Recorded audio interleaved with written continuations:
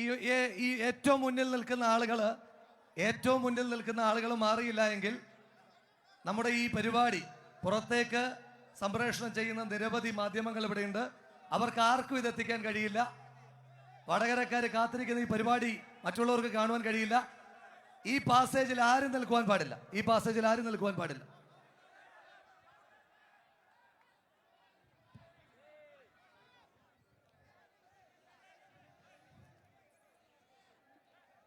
Congress party का वडगरा का अभ्यर्थी प्रियापट्टा शाफी परंबल, आप सब लोग मेरे को वादा करना है, दोनों हाथ उठा के, समझ में आ गया? You have to raise both the hand.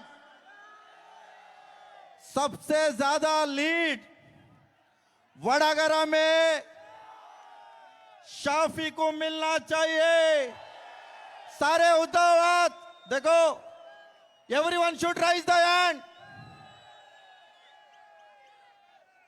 अभी समझ में आ गया. आप लोगों ने सबसे ज्यादा lead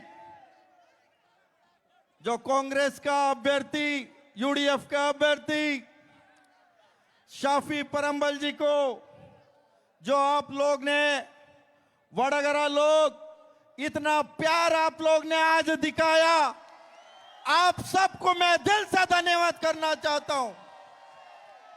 because of you people grand success this rally today. इसलिए मैं ये इलेक्शन बहुत इंपॉर्टेंट इलेक्शन है देश के लिए. इस देश को लोकतंत्र बचाना है, डेमोक्रेसी को बचाने के लिए we have to save this democracy. और हम लोग इस देश का संविधान को बचाने के लिए आप लोग शाफी को मेंबर ऑफ पार्लियामेंट बना के दिल्ली भेजना पड़ेगा. वडगरा का लोगों का आवाज, आप लोगों का समस्या लेके दिल्ली में पार्लियामेंट में वडगरा का आवाज उठाने का काम शाफी परंबल करेगा. आप सबसे मैं राहुल गांधी जी से, खड़गे जी से, सारे केरला का वरिष्ठ नेता से मैं उन सबको धन्यवाद करता हूं. शाफी जैसा कैंडिडेट आपने वडगरा को दिया, या जनता मेरे को वादा किया है सबसे ज्यादा वोटों से जिताने के लिए. और आप सबको पता है पिनराई विजय नरेंद्र मोदी का भाई है. पिनराई विजय नरेंद्र मोदी का भाई है. नरेंद्र मोदी दिल्ली में पॉलिटिक्स करता है, तानाशाही करता है. वो केरला में पिनराई विजय करता है. वो पिनराई विजय को सबक सिखाना. 26 तारीख को आप लोग ने सारे लोगों को लेके वोट डलवा के शाफी को सबसे ज्यादा वोटों से जिताने का काम आप लोग करना है. मैं आपको वादा करता हूं, जो वडगरा के लिए दिन भर रात मेहनत करेगा, आपका आवाज उठाने का काम आपके भाई बन के रहेगा. ये नेता नहीं रहेगा, ये आपका बेटा बन के काम करने का काम शाफी जी करेगा. आप लोगों को मैं ज्यादा नहीं कहना चाहता हूं. आप सबको पता है Shafi ji NSUI president, youth Congress president, 3 बार विधायक होके पूरा देश में शाफी का एक ऐसे एक नेता है, ऑल इंडिया युवक कांग्रेस जनरल सेक्रेटरी बन के भी काम किया. जो आप लोगों को, जो आप कितने समय बोले, आप लोगों के साथ मिलके इस केरला को आने वाले दिन में केरला का जनता के साथ सभी को लेके आपको ये साथ में काम करने का काम करेगा.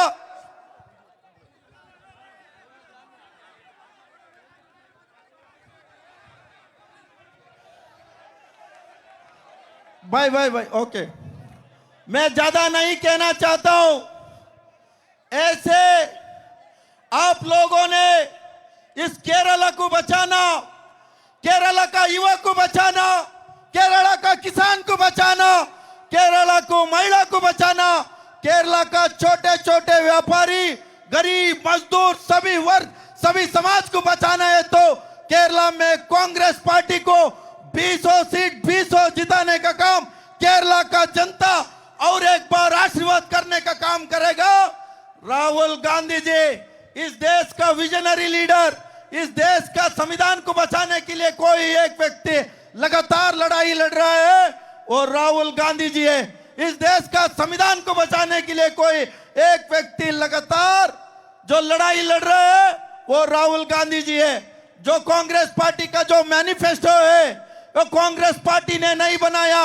राहुल गांधी ने जो भारत जोड़ो यात्रा कन्याकुमारी टू कश्मीर, मणिपुर से मुंबई तक जो करोड़ों लोग राहुल गांधी जी को मिले, युवा, महिला, सभी लोग मिलके उन लोग ने सलाह दिया इस देश का 140 करोड़ लोगों का जो आवाज कांग्रेस पार्टी का मैनिफेस्टो है, उस मैनिफेस्टो में कोई भी वही एक बार देखेगा वो कांग्रेस पार्टी को जिताने का काम करेगा।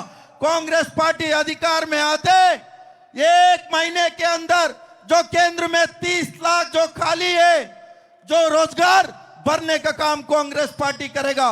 ये काफी महिला लोग हैं जो महिला के खाते पे जो नारी न्याय में 1 लाख रुपए सीधा खाते में डालने का काम कांग्रेस पार्टी करेगा।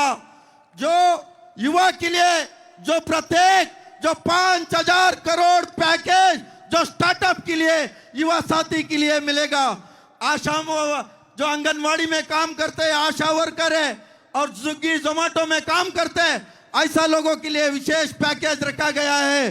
जो पेपर लीक हो रहा है, पेपर लीक के लिए एक करारा कानून बनाया है और किसानों के लिए एमएसपी देने का काम कांग्रेस पार्टी करेगा।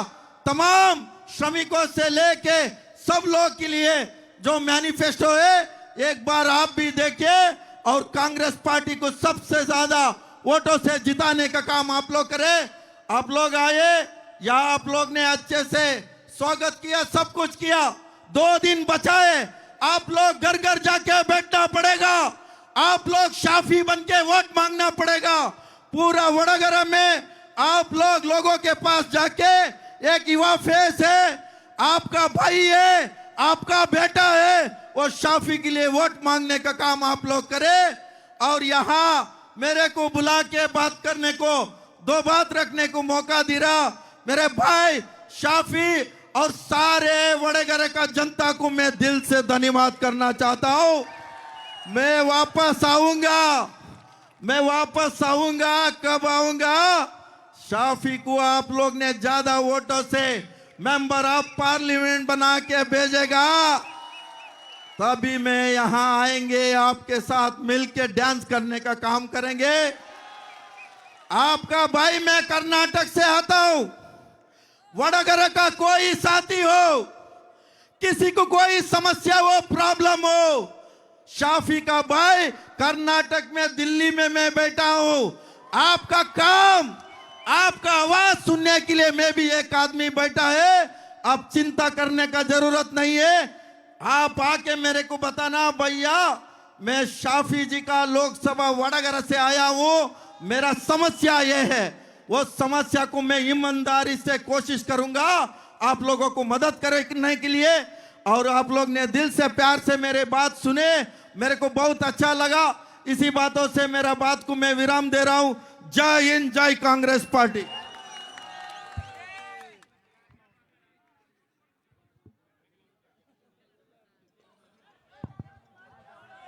ഈ മുന്നിൽ നിൽക്കുന്ന ആളുകൾ ഒന്ന് മാറിക്കൊടുക്കണം, സൈഡിലേക്ക് മാറിക്കൊടുത്താൽ മതി. ഇനി നമ്മളെല്ലാവരും കാത്തിരിക്കുന്ന ആ ശബ്ദത്തിന്റെ സമയമാണ്. പാലക്കാടിന്റെ മണ്ണിൽ BJPയുടെ വർഗീയതയെ പരാജയപ്പെടുത്തി മുഖ്യമന്ത്രിയുടെ ഓഫീസ് തുടങ്ങിയ ആളുകളെ കൊണ്ട് ആ ഓഫീസ് പൂട്ടിച്ച് അവിടെ വിജയത്തിന്റെ കൊടി പാറിച്ച ഇന്ന് വടകരയുടെ കടത്തനാടൻ കോട്ട കീഴടക്കുവാൻ വന്നിരിക്കുന്ന മലബാറിന്റെ രാജ സുൽത്താൻ പ്രിയപ്പെട്ട ഷാഫി പറമ്പിൽ.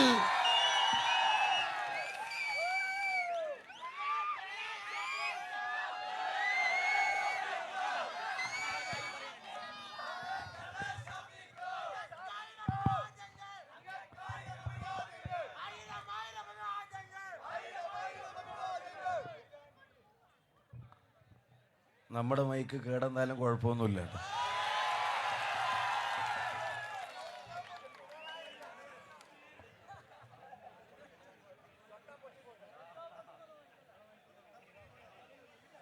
എനിക്ക് ഏറ്റവും പ്രിയപ്പെട്ടവരെ,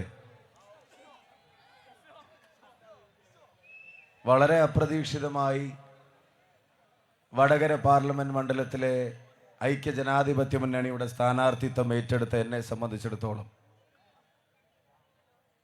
ഏതൊരു സ്ഥാനാർത്ഥിക്കും ആഗ്രഹിക്കാവുന്നതിലും കൊതിക്കാവുന്നതിലും പ്രതീക്ഷിക്കാവുന്നതിലും അപ്പുറം എൻ്റെ ചുറ്റിനും സ്നേഹത്തിൻ്റെ കടൽ തീർത്തവരോട് ഞാൻ പറയുന്നു,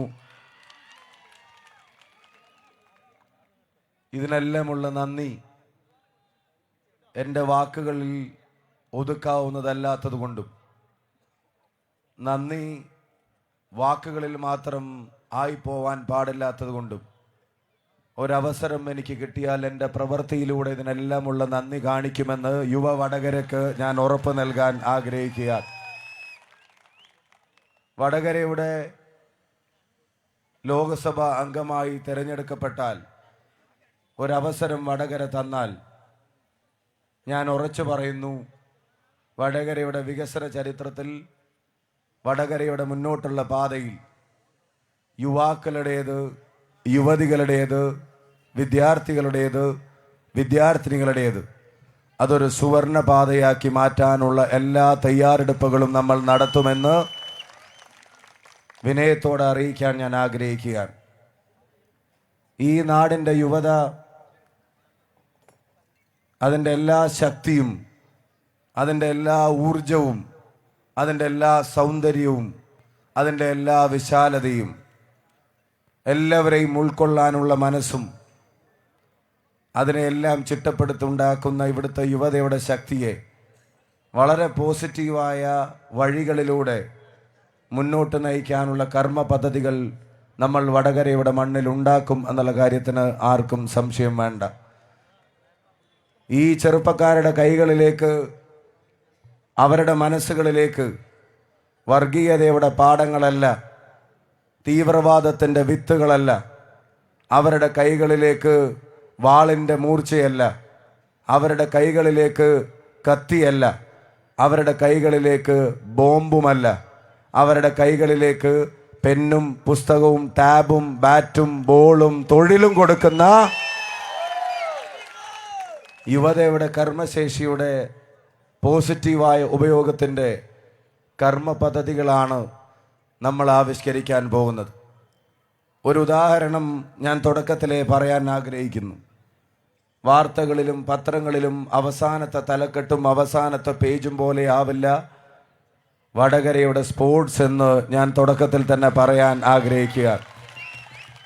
നിങ്ങളുടെ എല്ലാവരുടെയും പിന്തുണയുണ്ടെങ്കിൽ വടകരക്കായി ഈ 7 നിയോജകമണ്ഡലങ്ങളെയും ചേർത്ത് വടകരയും കുറ്റ്യാടിയും പേരാമ്പ്രയും കൊയിലാണ്ടിയും നാദാപുരവും തലശ്ശേരിയും കൂത്തുപറമ്പും ചേർത്ത് എല്ലാ വർഷവും നടക്കുന്ന ഒരു സ്പോർട്സ് ലീഗ്, ഒരു MP ഇനീഷ്യേറ്റീവ് എന്നുള്ള നിലക്ക് ഈ വടകരയിൽ നമ്മൾ നടപ്പിലാക്കാൻ ഉദ്ദേശിക്കുകയാണ്.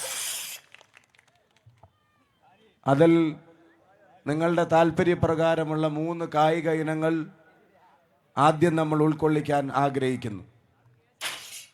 ആ 3 കായിക ഇനങ്ങൾക്ക് ശേഷം അതിൻ്റെ നടത്തിപ്പും അതിൻ്റെ റിസൾട്ടും പരിശോധിച്ച് അതിനെ വിപുലപ്പെടുത്തുന്നത് നമ്മൾ ആലോചിക്കും. 7 നിയോജകമണ്ഡലങ്ങളിൽ നിന്നും കഴിവുള്ള സ്കില്ലുള്ള വിദ്യാർത്ഥികളെ തിരഞ്ഞെടുത്ത് അവർക്ക് പരിശീലനം കൊടുത്ത് പ്രൊഫഷണൽ ടീമുകളെ പോലെ അവരെ അറേഞ്ച് ചെയ്ത് അവരിൽ കഴിവുള്ള ആളുകളുടെ കഴിവ് ലോകത്തിൻ്റെ ശ്രദ്ധയിലേക്ക് വരുന്നത് പോലെയുള്ള കായിക മത്സരങ്ങൾ നമ്മളിവിടെ നടത്താൻ തീരുമാനിച്ചിരിക്കുക. നമുക്കെല്ലാവർക്കും ബോധ്യമുള്ളൊരു കാര്യമുണ്ട്. ആളുകളെ വേർതിരിക്കാൻ ഈ രാജ്യത്തിൻ്റെ ഭരണകൂടം തന്നെ നേരിട്ട് നേതൃത്വം നൽകുമ്പോൾ രാജസ്ഥാനിലെ പ്രസംഗത്തിൽ ഇന്നാട്ടിലെ ജനസമൂഹത്തെ ഒന്നായി കാണേണ്ട ഉത്തരവാദിത്തപ്പെട്ട ഒരു പദവിയിലിരിക്കുന്ന ഒരാൾ, ഈ രാജ്യത്തിൻ്റെ പ്രധാനമന്ത്രി, ആ പദവിയിലിരുന്നു കൊണ്ട് 4 വോട്ടിന് വേണ്ടി, കേവലം 4 വോട്ടിന് വേണ്ടി, ഒരു സീറ്റിന് വേണ്ടിയോ ഈ നാട്ടിലെ ജനതയെ തമ്മിലടിപ്പിക്കുന്ന പ്രസ്താവനകൾ ഒരു പ്രധാനമന്ത്രിയുടെ നാവിൽ നിന്ന് തന്നെ വരുമ്പോൾ അതിനെ പ്രതിരോധിക്കേണ്ടത് മറ്റ് വിഭാഗീയ ചിന്തകൾ കൊണ്ടല്ല. ലയണൽ മെസ്സിയുടെ മനോഹരമായ ഡ്രിബിളിങ്ങിന് എവിടെയാണ് ജാതി, എവിടെയാണ് മതം, എവിടെയാണ് ദേശത്തിൻ്റെ വ്യത്യാസം? 39ാമത്തെ വയസ്സിലും ഹാട്രിക് അടിച്ചുകൊണ്ടിരിക്കുന്ന ക്രിസ്ത്യാനോ റൊണാൾഡോയുടെ ഒടുങ്ങാത്ത പാഷനിൽ എവിടെയാണ് വേർതിരിവുകൾ? എത്രയോ കാലങ്ങളായി മഞ്ഞപ്പട പോലെ ഇഷ്ട ടീമിനെ ഓമനിച്ചു വെക്കുന്നവർക്ക്, ബ്രസീലിൻ്റെ നെയ്മർ ഉൾപ്പെടെയുള്ള തലമുറകൾക്ക് എവിടെയാണ് വിഭാഗീയതയുടെ അതിർവരമ്പുകൾ? ഈ യുവത ആഗ്രഹിക്കുന്നത് വിശാലമായൊരു ലോകമാണ്. ഈ യുവത, വടകരയിലെ യുവത ആഗ്രഹിക്കുന്നത് സങ്കുചിതമായൊരു ലോകമല്ല, വിശാലമായൊരു ലോകത്ത് എല്ലാവരെയും ഉൾക്കൊള്ളാനുള്ളൊരു സ്പേസിന് വേണ്ടി ശ്രമിക്കുമ്പോൾ രാഷ്ട്രീയ നേട്ടത്തിന് വേണ്ടിയും വേർതിരിവുകൾ ആരുണ്ടാക്കിയാലും അതിനെ ഒരു മനസ്സോടെ പരാജയപ്പെടുത്തി മതേതര ഇന്ത്യ വീണ്ടെടുക്കാനുള്ള യാത്രയിൽ വടകര അതിൻ്റെ മുന്നിലുണ്ടാകുമെന്നുള്ള ഉറപ്പാണ് ഇവിടുത്തെ യുവത ഈ സംഗമത്തിലൂടെ നൽകുന്നത്. ഈ സായാഹ്നത്തെ മനോഹരമാക്കുന്നത് ഞങ്ങളാരുമല്ല. ഈ സായാഹ്നത്തെ മനോഹരമാക്കുന്നത് ഇവിടത്തേക്ക് ഒഴുകിയെത്തിയ തിരമാല പോലെ ഇവിടത്തെ കലയടിച്ച് എത്തിയ വടകരയുടെ യുവതയാണ് എന്നുള്ള കാര്യത്തിന് സംശയം വേണ്ട. ആ യുവതയോട് ഉറപ്പ് പറയുന്നു, സ്പോർട്സിലും അതുപോലെ തന്നെ കലാമേഖലയിലും ഒക്കെ ഇതുപോലത്തെ ഇനീഷ്യേറ്റീവ്സ് ഉണ്ടാവും. കോമ്പറ്റേറ്റീവ് ടെസ്റ്റുകളിൽ നമ്മുടെ വിദ്യാർത്ഥികൾ സെൻട്രൽ യൂണിവേഴ്സിറ്റീസിലും മറ്റു കലാലയങ്ങളിലും അഡ്മിഷൻ കിട്ടുന്നതിന് വേണ്ടിയുള്ള മത്സര പരീക്ഷകൾക്ക് തയ്യാറെടുക്കുന്നതിന് ഇനി വടകരയുടെ മണ്ണിൽ സാമ്പത്തികം ഒരു തടസ്സമാവില്ല എന്നുള്ളതും ഇവിടെ പറയാൻ ഞാൻ ആഗ്രഹിക്കുകയാണ്. നമ്മളൊരു പ്ലാറ്റ്ഫോം ക്രിയേറ്റ് ചെയ്യാൻ പോവുകയാണ്. വടകരയിലെ എല്ലാ സ്കൂളുകളിൽ നിന്നും എല്ലാ ക്ലാസ്സുകളിൽ നിന്നും ഓരോ കുട്ടിയെ വീതം തിരഞ്ഞെടുത്ത് നമ്മൾ വടകരയ്ക്ക് വേണ്ടി ഒരു ബ്രിഗേഡിന് രൂപം കൊടുക്കാൻ വേണ്ടി പോവുകയാണ്. ആ ബ്രിഗേഡിലെ കുട്ടികൾക്ക് പരിശീലനം കൊടുത്ത് ഇത്തരം സാധ്യതകളെ സംബന്ധിച്ചുള്ള ട്രെയിനിങ് നമ്മൾ അവർക്ക് കൊടുക്കാൻ വേണ്ടി പോവുകയാണ്. ഇതൊക്കെ നമുക്ക് ലഭിക്കുന്ന ഒരവസരത്തിൻ്റെ പേരിലാണ്. ഒരവസരം ലഭിക്കുമെന്ന ശുഭപ്രതീക്ഷയിലും ആത്മവിശ്വാസത്തിലും തെല്ലും അഹങ്കാരമില്ലാതെ നമ്മുടെ സ്വപ്നങ്ങൾ നമ്മൾ ഈ യുവതയുമായി പങ്കുവെക്കുകയാണ്. സ്വപ്നങ്ങൾ കാണാൻ മടിയുള്ളവരല്ല വടകരയുടെ യുവത എന്നുള്ള കാര്യത്തിനും സംശയം വേണ്ട. ആ സ്വപ്നങ്ങൾ നമ്മൾ നേടിയെടുക്കുക തന്നെ ചെയ്യുമെന്നുള്ള കാര്യത്തിനും സംശയങ്ങൾ വേണ്ട. ആ ബ്രിഗേഡ് വഴി വടകരയിലെ എല്ലാ ക്ലാസ് മുറികളിലേക്കും ഈ സാധ്യതകളെ സംബന്ധിച്ചുള്ള അറിയിപ്പുകൾ നമ്മൾ കൊടുക്കും. എന്നിട്ട് താല്പര്യമുള്ള കുട്ടികൾക്ക്, ഫിനാൻഷ്യലി അത്തരം പരിശീലനങ്ങൾ അഫോർഡ് ചെയ്യാൻ കഴിയാത്ത കുട്ടികൾക്ക് നമ്മുടെ പ്ലാറ്റ്ഫോമിൻ്റെ ഭാഗമായി നിന്നുകൊണ്ട് അവരെ അതിന് തയ്യാറെടുപ്പിക്കാവുന്ന തരത്തിലുള്ള എല്ലാവിധ ഇടപെടലുകളും ഉണ്ടാകും. അവർക്കൊരു സപ്പോർട്ട് സിസ്റ്റം ഈ പ്ലാറ്റ്ഫോമിൽ നമ്മൾ ഉറപ്പുവരുത്തും. IT സെക്ടർ ഉൾപ്പെടെയുള്ള കാര്യങ്ങളിൽ വടകരക്കാർ പുറത്തുപോയി മാത്രം തൊഴിലെടുക്കുന്ന അവസ്ഥയ്ക്ക് മാറ്റം വരുത്താൻ, ഇവർക്കാർക്കെങ്കിലും താല്പര്യമുണ്ടെങ്കിൽ അവർക്ക് ഇവിടേക്ക് തന്നെ ജോലി ചെയ്യാൻ കഴിയുമായിരുന്നൊരു സാഹചര്യം സൃഷ്ടിക്കാൻ ഇന്ത്യ മുന്നണിയുടെ നേതൃത്വത്തിൽ ഒരു മതേതര സർക്കാർ അധികാരത്തിൽ വന്നാൽ വടകരയുടെ മണ്ണിലേക്ക് അത്തരം കാര്യങ്ങൾ കൊണ്ടുവരാൻ നമുക്ക് സാധിക്കുമെന്നുള്ള കാര്യത്തിനും സംശയം വേണ്ട. അതുപോലെ തന്നെ സംരംഭകരെ സൃഷ്ടിക്കാൻ സർക്കാരുകളുടെ സ്കീമുകൾക്കപ്പുറത്തേക്ക് ഇവിടുത്തെ ബിസിനസ് ഹൗസസ്, ഇവിടുത്തെ ഇൻഡസ്ട്രിയലിസ്റ്റ്, ഇവിടുത്തെ പ്രവാസി ലോകത്തെ പ്രിയപ്പെട്ടവർ, അവരെയൊക്കെ ചേർത്ത് പിടിച്ചുകൊണ്ട് നമ്മൾ വിവിധ പ്ലാറ്റ്ഫോമുകളിൽ അവരാവശ്യപ്പെടുന്ന സ്കില്ലിനെ ഇവിടെ നമ്മുടെ കുട്ടികൾക്ക് പരിശീലനം കൊടുത്ത് അവർ ഡിമാൻഡ് ചെയ്യുന്ന ജോബ് ക്വാളിഫിക്കേഷൻ ഇവിടുത്തെ കുട്ടികൾക്ക് ഉണ്ടാക്കി കൊടുക്കാനുമൊക്കെ ഈ പ്ലാറ്റ്ഫോം കൊണ്ട് നമുക്ക് സാധിക്കും. കളരി പോലെ പരമ്പരാഗതമായി ഈ നാടിന് പേരുണ്ടാക്കിയ, ചരിത്രത്തിൽ ഒരുപാട് ഏടുകൾ എഴുതി തീർക്കപ്പെട്ട ഒരുപാട് കാര്യങ്ങളുണ്ട്. ഞാൻ നീട്ടുന്നില്ല, ചുരുക്കി ഞാൻ പറയാം. മഹത്തായ പാരമ്പര്യമുള്ള ഈ മണ്ണിൻ്റെ ഭാവിയിലേക്കുള്ളൊരു പാലമായി പ്രവർത്തിക്കാൻ ഒരു അവസരം എനിക്ക് നൽകണമെന്ന് ഇവിടുത്തെ യുവതയോട് വിനീതമായി ഞാൻ അഭ്യർത്ഥിക്കുകയാണ്. നമ്മുടെ ക്യാമ്പസുകൾ കേന്ദ്രീകരിച്ച്, അതുപോലെ തന്നെ നമ്മുടെ യൂണിവേഴ്സിറ്റികൾ, അതുപോലെ തന്നെ യുവാക്കൾക്ക് താല്പര്യമുള്ള മറ്റു മേഖലകൾ, കൃഷി ഉൾപ്പെടെ, സംരംഭം ഉൾപ്പെടെയുള്ള മറ്റു കാര്യങ്ങളിൽ, അതിലെല്ലാം രാജ്യത്ത് നമ്മൾ നടപ്പിലാക്കുന്ന പ്രകടന പത്രികയിൽ പറഞ്ഞ കാര്യങ്ങൾക്ക് വടകരയിൽ മുഖ്യ പ്രാധാന്യം കൊടുക്കും. അതുപോലെ തന്നെ ഒരു കാര്യം പറയാനുണ്ട്. യുവാക്കളുടെ സൗഹൃദങ്ങൾ, യുവതയുടെ സൗഹൃദങ്ങൾ, അവരുടെ ഫാഷൻ, അവരുടെ ഭക്ഷണം, അവരുടെ സിനിമ, അവരുടെ മൗലിക അവകാശങ്ങൾ എന്നിവകളിൽ കൈകടത്തുന്ന ഒരേർപ്പാടിനെ ഇന്ത്യയിൽ നിന്നും മാറ്റി നിർത്താനുള്ള യുവതയുടെ ഒരു ശ്രമം കൂടിയായി ഈ സായാഹ്നത്തെ, ഈ സംഗമത്തെ കാണാൻ നമ്മൾ ആഗ്രഹിക്കുന്നു. അത്തരം വിവേചനങ്ങൾക്കെതിരെ രോഹിത് വെമുല ഉൾപ്പെടെയുള്ള ആളുകൾ നേരിട്ട വിവേചനങ്ങൾക്കെതിരെ വടകരയുടെ യുവത ഇൻക്ലൂസീവ് മൈൻഡ്സിൻ്റെ, എല്ലാവരെയും ഉൾക്കൊള്ളാൻ വിശാലമായ മനസ്സുള്ള ഈ ചെറുപ്പക്കാരുടെ ഒരു പ്രകടനം, ഈ സംഗമം, അത് രാഹുൽ ഗാന്ധിക്ക് കരുത്ത് പകരുന്നതാണ്. അതുപോലെ തന്നെ പ്രിയപ്പെട്ട ശ്രീനിവാസി പറഞ്ഞതുപോലെ അപ്രന്റീസ്ഷിപ്പ് പഠിച്ചിറങ്ങുന്ന ഡിപ്ലോമയോ ഡിഗ്രിയോ കഴിഞ്ഞ കുട്ടിക്ക് ജോലി സാധ്യതകൾ പെട്ടെന്നില്ലാതാകുമ്പോൾ പഠിച്ചിറങ്ങിയിട്ടും എന്ത് ചെയ്യുന്നു എന്ന ചോദ്യത്തിന് ഉത്തരം കിട്ടാതെ വീട്ടുകാരുടെ മുമ്പിലും നാടിൻ്റെ മുമ്പിലും പ്രയാസപ്പെട്ടുകൊണ്ടിരിക്കുന്ന ചെറുപ്പക്കാരോട് നിയമം കൊണ്ട് അപ്രന്റീസ്ഷിപ്പ് ഉറപ്പാക്കുന്ന ഒരു സംവിധാനം രാഹുൽ ഗാന്ധി ഓഫർ ചെയ്യുന്നു.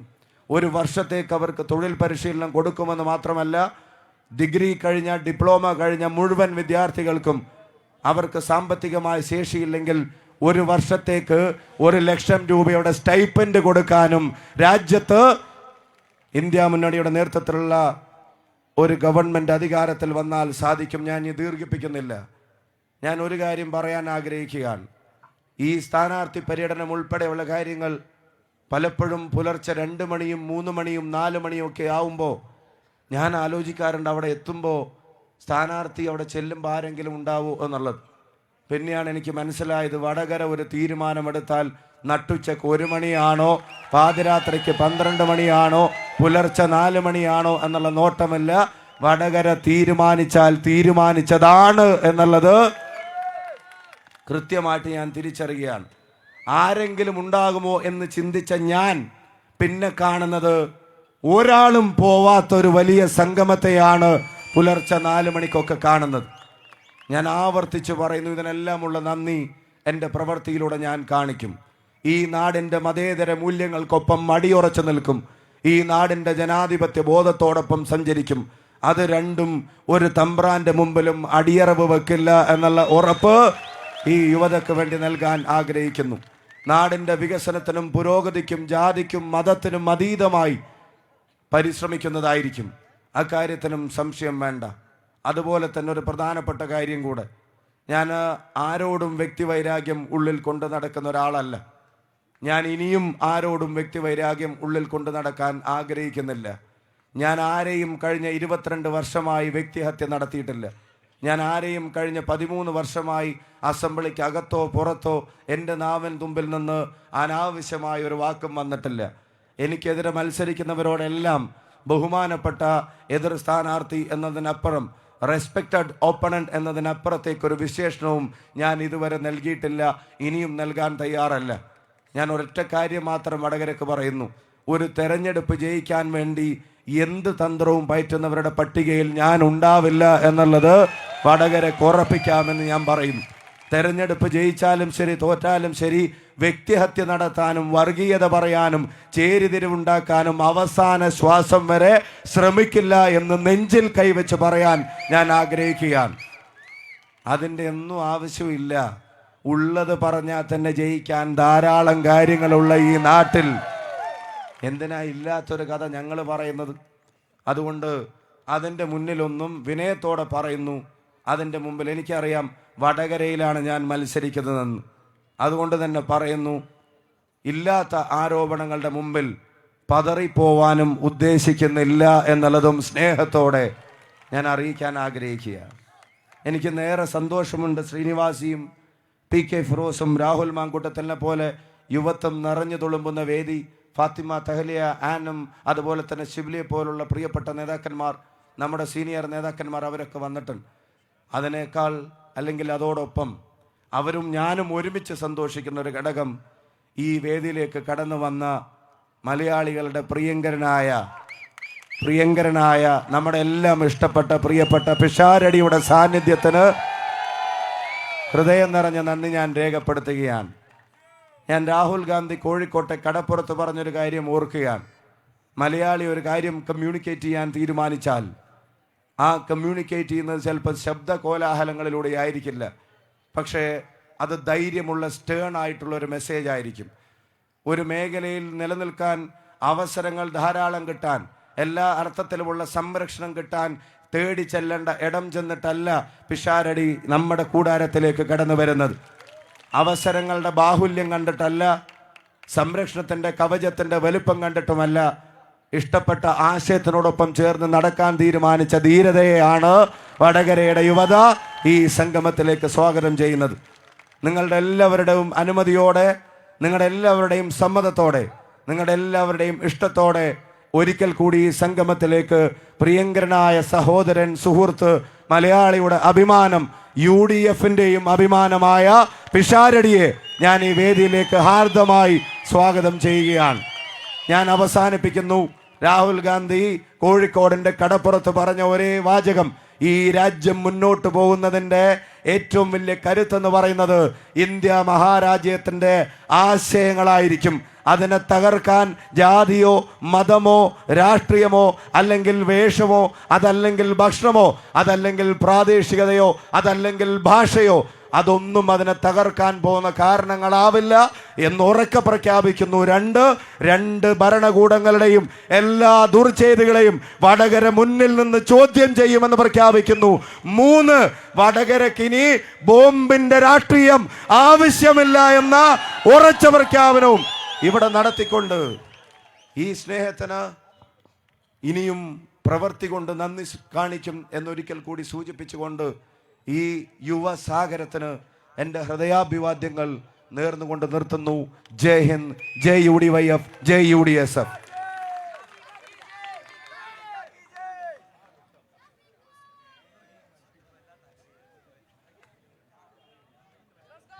അടുത്തതായി നിങ്ങളെ അഭിവാദ്യം ചെയ്തുകൊണ്ട് സംസാരിക്കുന്നത് മറ്റാരുമല്ല, കേരളത്തിൽ അദ്ദേഹം നടത്തിയ ഒരു 3-4 പ്രസംഗങ്ങൾ ഞാൻ കേട്ടിട്ടുണ്ട്. ഒന്നുകിൽ ആ പ്രസംഗത്തിൻ്റെ ദൈർഘ്യം 5 മിനിറ്റോ 10 മിനിറ്റോ ആയിരിക്കും. പക്ഷെ ഒരു 5 മണിക്കൂർ മലയാളിക്ക് ചിന്തിക്കാനുള്ള കണ്ടന്റ് കൈമാറാൻ കഴിവുള്ള പ്രഗത്ഭനായ കലാകാരൻ, നമ്മളേവരും ആകാംക്ഷയോടെ കാത്തിരിക്കുന്ന ശ്രീ രമേശ് പിഷാരടി നിങ്ങൾ അഭിമുഖീകരിക്കും. അതിനുവേണ്ടി അദ്ദേഹത്തെ ആദരപൂർവ്വം നിറഞ്ഞ കയ്യടികളോടെ സ്വാഗതം ചെയ്യുന്നു.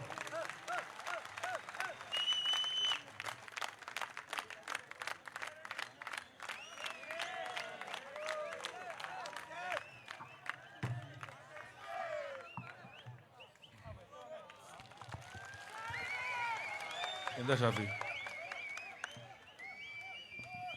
ആ വടകരയുടെ കരുത്തുള്ള ഒരു കയ്യടിയോടെ പിഷാരടിയെ നമുക്ക് ഒരിക്കൽ കൂടി വേദിയിലേക്ക് സ്വാഗതം ചെയ്യാം.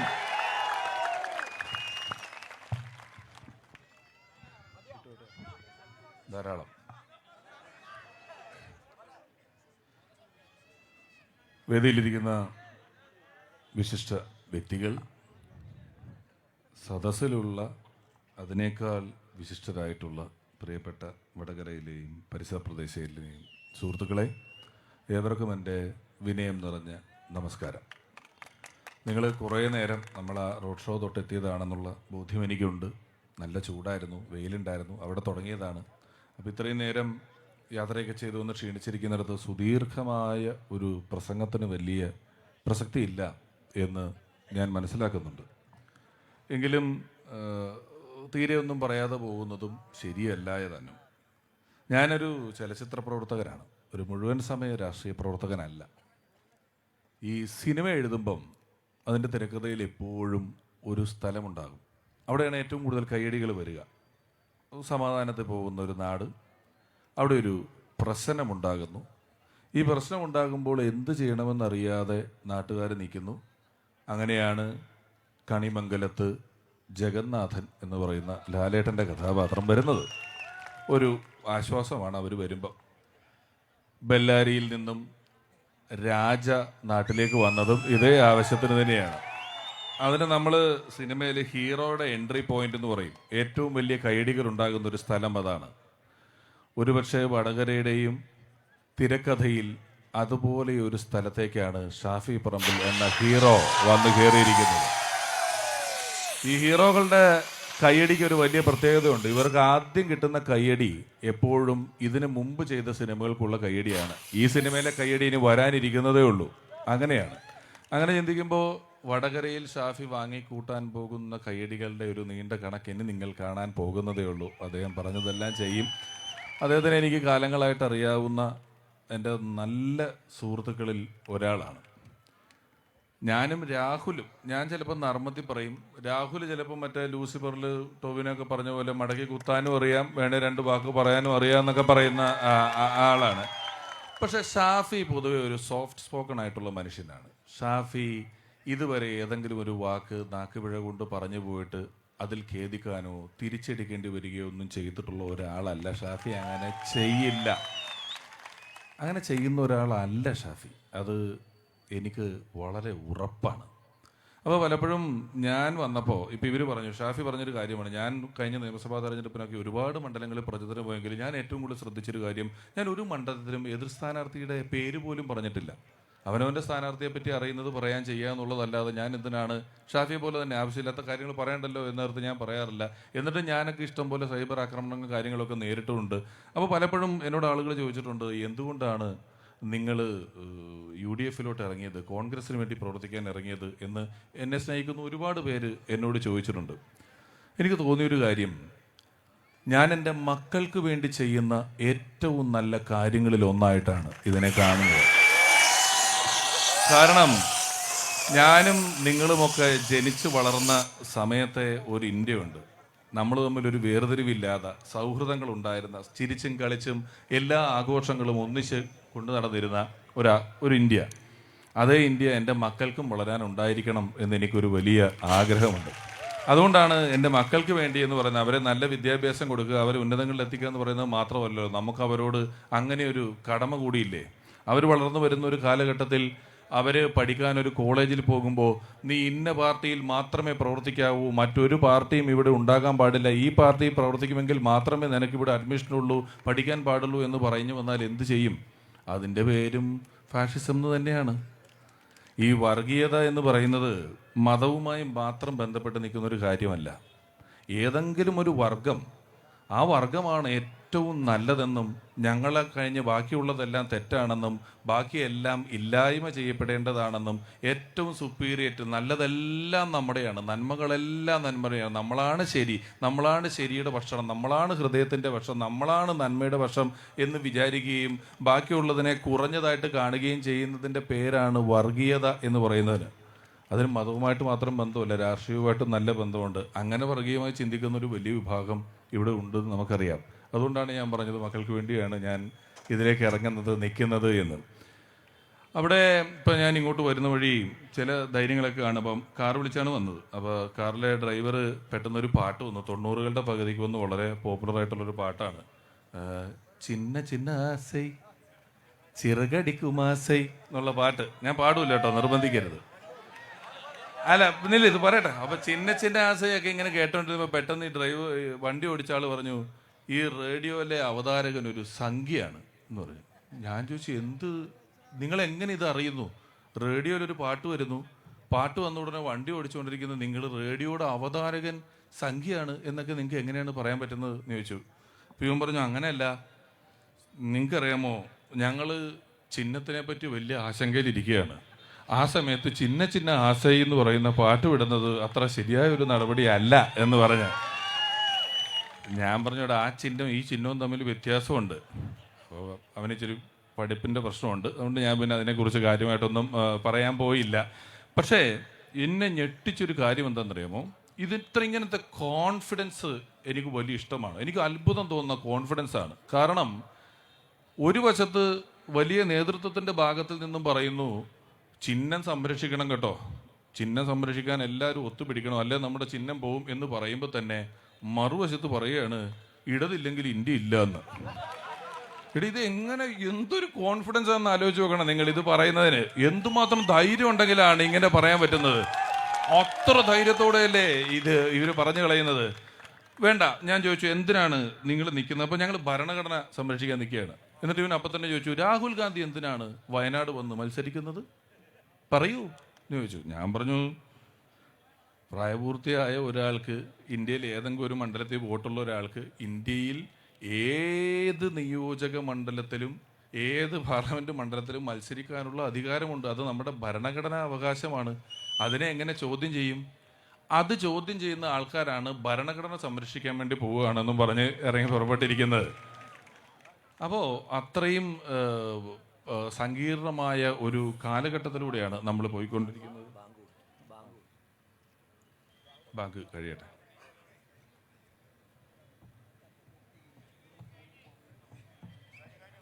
കഴിഞ്ഞു രാഹുലെ, കഴിഞ്ഞു. കഴിഞ്ഞു.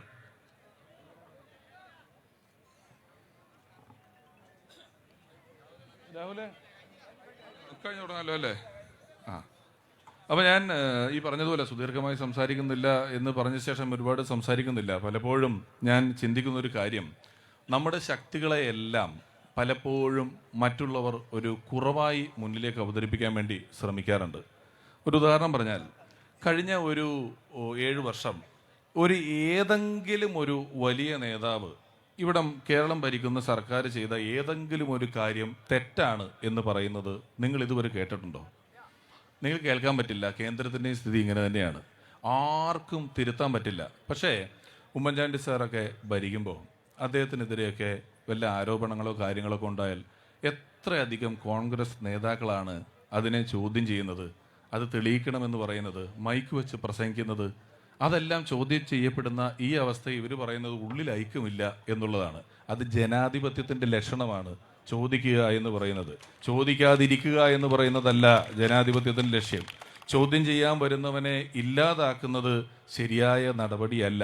അത് ഞാൻ ഇവിടെ ഈ നാട്ടിൽ നിന്നുകൊണ്ട് പറയേണ്ടെന്ന് ആവശ്യമില്ല. നിങ്ങൾക്കറിയുന്ന പോലെ മറ്റൊരാൾക്ക് അറിയില്ല എന്നുള്ളത് എനിക്ക് ഉറപ്പാണ്. അപ്പോൾ ചോദ്യം ചെയ്യുന്നത് ഇവരെ ഒട്ടും ഉൾക്കൊള്ളാൻ പറ്റാത്തൊരു കാര്യമാണ്. ഒരു ഉദാഹരണം കൂടെ പറഞ്ഞുതരാം. നോക്കൂ, ഇപ്പോൾ വല്ല ബോംബ് ഉണ്ടാക്കുമ്പോൾ പൊട്ടിപ്പോകുന്നു, വല്ല പ്രശ്നം ഉണ്ടാകുന്നു, 2 വ്യക്തികൾക്കാണ് പ്രശ്നം ഉണ്ടാകുന്നതെന്ന് വിചാരിക്കുക. അപ്പോൾ തന്നെ നമ്മുടെ മാന്നാർ മത്തായിൽ പറയുമല്ലോ, അരമണിക്കൂർ മുമ്പേ പുറപ്പെട്ടു എന്ന്. അതുപോലെ അയ്യോ അവര് കഴിഞ്ഞ ആഴ്ചയെ പാർട്ടിയിൽ ഇല്ലാത്തവരാണ്, നമ്മളുമായിട്ട് യാതൊരു ബന്ധമില്ല, അത് പോയെന്ന് പറയും.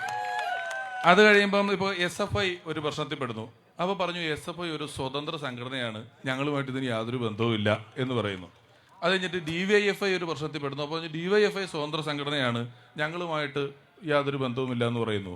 പക്ഷെ CPM-ന് ഒരു പ്രശ്നം വന്നാൽ DYFIക്കോ SFIക്കോ ഇങ്ങനെ പറയാൻ പറ്റില്ല, അതൊരു സ്വതന്ത്ര സംഘടനയാണ്, ഞങ്ങൾക്ക് ഇടപെടാൻ പറ്റില്ലെന്ന് പറയാൻ പറ്റില്ല. അവരിടപെട്ടേ പറ്റൂ, അതിനെക്കുറിച്ച് അഭിപ്രായം പറഞ്ഞേ പറ്റൂ, രക്ഷിച്ച് പിടിച്ചേ പറ്റൂ. ഇതാണ് ഞാൻ പറയുന്നത്, താഴെ നിന്ന് മേളിലോട്ടുള്ള തിരുത്തലുകൾ ജനാധിപത്യത്തിൻ്റെ അവകാശമാണ്. ആ അവകാശമില്ലാത്ത സ്ഥലങ്ങളിൽ ചെന്ന് നിൽക്കാൻ ആത്മാഭിമാനമുള്ളവർക്ക് വലിയ ബുദ്ധിമുട്ടുണ്ടാകും. നമ്മളങ്ങനെ നിൽക്കരുത്. വടകരയെ നമ്മൾ കടത്തനാട് എന്നുകൂടെയൊക്കെ പറയാറുണ്ട് ഈ പ്രദേശത്തെ. ശരിക്ക് കേരളം മൊത്തം ഒരു കടത്തനാട് ആയിക്കൊണ്ടിരിക്കുകയാണ്, കള്ളക്കടത്തനാട് എന്ന് വേണമെങ്കിൽ നമുക്ക് പറയാം. അപ്പോൾ ആ സമയത്ത് ഇത്തരം അവസരങ്ങളെ ഏറ്റവും ഭംഗിയായി വിനിയോഗിക്കുക. ഷാഫി പറഞ്ഞൊരു വാക്ക് പറഞ്ഞുകൊണ്ട് ഞാൻ അവസാനിക്കുകയാണ്. ഞാൻ ഈ ഷാഫിയോട് നിങ്ങൾ കാണിക്കുന്ന സ്നേഹം അസൂയയോടെ അല്ലാതെ നോക്കിക്കാണാൻ പറ്റുന്നില്ല. എല്ലാവർക്കും ഇക്കയാണ് ഷാഫിക്ക. ഒരു 80 വയസ്സായ ആളും വന്ന് ഷാഫിക്ക എന്ന് വിളിക്കുന്നു, കുഞ്ഞു പിള്ളേരും വന്ന് ഷാഫിക്ക എന്ന് വിളിക്കുന്നു. എല്ലാവരുടെയും ഇക്കയായ ഷാഫി ഇവിടെ ഇങ്ങനെ നിങ്ങളുടെ എല്ലാം സ്നേഹം ഏറ്റുവാങ്ങുമ്പോൾ ഷാഫി പറഞ്ഞു എന്നെക്കൊണ്ട് പറ്റുന്നതെല്ലാം ചെയ്യുമെന്ന്. പറ്റുന്നതെല്ലാം ചെയ്താൽ പോലും നിങ്ങളീ കാണിക്കുന്ന സ്നേഹത്തിന് പകരമാവില്ല എന്ന ഉറപ്പ് എനിക്കുണ്ട്. നിങ്ങളുടെ ഈ സ്നേഹമെല്ലാം, നിങ്ങളെല്ലാം ഷാഫിയെ സ്നേഹിക്കുന്നവരാണ്. തീർച്ചയായും എല്ലാവരോടും പറയുക, ഷാഫിയെ ഏറ്റവും ഉയർന്ന ഭൂരിപക്ഷത്തോടുകൂടി ഇവിടെ വിജയിപ്പിക്കുക. അത് നമ്മുടെ ഏറ്റവും വലിയ ആവശ്യങ്ങളിലൊന്നാണ്. ഈ തെരഞ്ഞെടുപ്പ് വളരെ പ്രസക്തമായ തെരഞ്ഞെടുപ്പുകളിൽ ഒന്നാണ്. അതിൽ നിങ്ങളുടെ വോട്ടുകൾ നിങ്ങളെല്ലാം ചെയ്യും, നിങ്ങളുടെ സുഹൃത്തുക്കളോട് പറയുക, ആവശ്യപ്പെടുക, നിർബന്ധിക്കുക. അങ്ങനെ വലിയ ഭൂരിപക്ഷത്തോടു കൂടി ഷാഫിയെ ഇവിടെ വിജയിപ്പിക്കുക. ഷാഫിയുടെയൊക്കെ എന്ത് ആവശ്യത്തിനും ഞങ്ങൾ ഉൾപ്പെടെ ഒരുപാട് പേര് ഷാഫിയോടൊപ്പം എപ്പോഴും ഉണ്ടാകും എന്ന് ഈ അവസരത്തിൽ ഹൃദയപൂർവ്വം പറയുന്നു. ഞാൻ ഇനിയും ഒരുപാട് സംസാരിച്ച് സമയം കളയുന്നില്ല. ഒരിക്കൽ കൂടി ഇതിനെ വിളിച്ച ഷാഫി എന്നെ ഇങ്ങനെ കുറച്ച് ദിവസമായിട്ട് വരണം എന്ന് പറഞ്ഞ് വിളിക്കുന്നു. ഇപ്പോഴാണ് അതിനുള്ളൊരു സമയവും സന്ദർഭവും ഒക്കെ കിട്ടിയത്. ദീർഘമായി സംസാരിക്കുന്നില്ല. ഷാഫിക്ക് ആത്മാർത്ഥമായ വിജയാശംസകൾ നേരുന്നു. നിങ്ങളത് നൽകും എന്ന് ഞാൻ മനസ്സിലാക്കുന്നു. ഇത്രയും പറഞ്ഞുകൊണ്ട് ഞാൻ വാക്കുകൾ അവസാനിപ്പിക്കുന്നു. നന്ദി.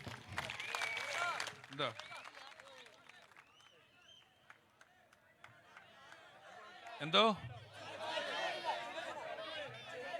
പാട്ട് പാടാനാ?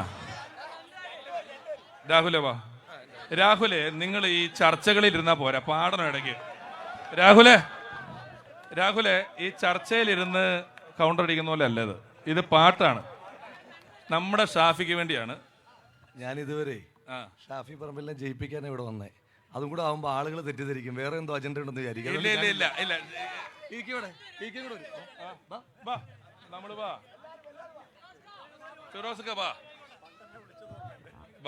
ഇനി ചെറിയൊരു നമുക്കൊരു മെയിൻ ഗായകൻ നടുക്കാണ്. അപ്പൊ നമുക്ക് എല്ലാവർക്കും കൂടെ പാടിയല്ലോ. ഇട ചിന്ന ചിന്ന ആസൈ, അതല്ലേ ഇവിടെ പാട്ട്? അതോ വേറെ വേണോ?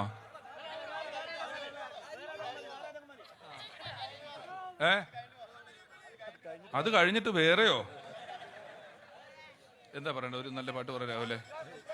ഏതാ? ഒരു സെക്കൻഡ്, ഒറ്റ ചോയ്സ് പറയാം. എന്താ? ചിന്ന ചിന്ന ആസൈ തന്നെ മതി അല്ലേ? അപ്പൊ വരൂ. പക്ഷെ എനിക്ക് എതിർ കിട്ടട്ടല്ലേ, നമ്മൾ അങ്ങനെ വിചാരിക്കൊന്നും ചെയ്യരുത്. എനിക്ക് അങ്ങനത്തെ ഒരു വലിയ ക്രൂര മനസ്സൊന്നുമില്ല.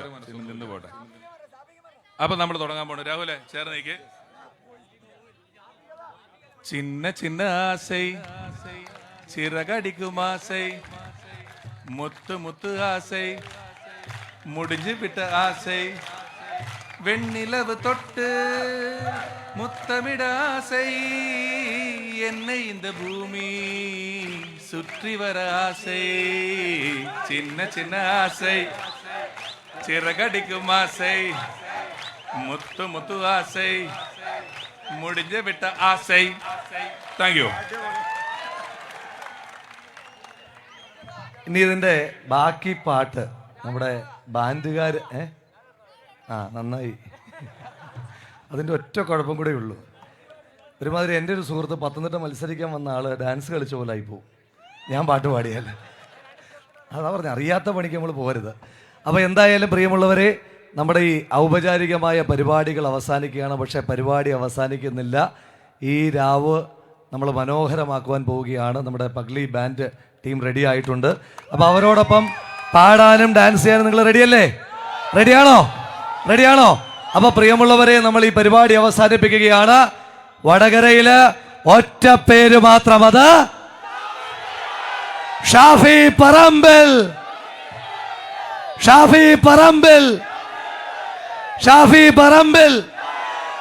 Thank you.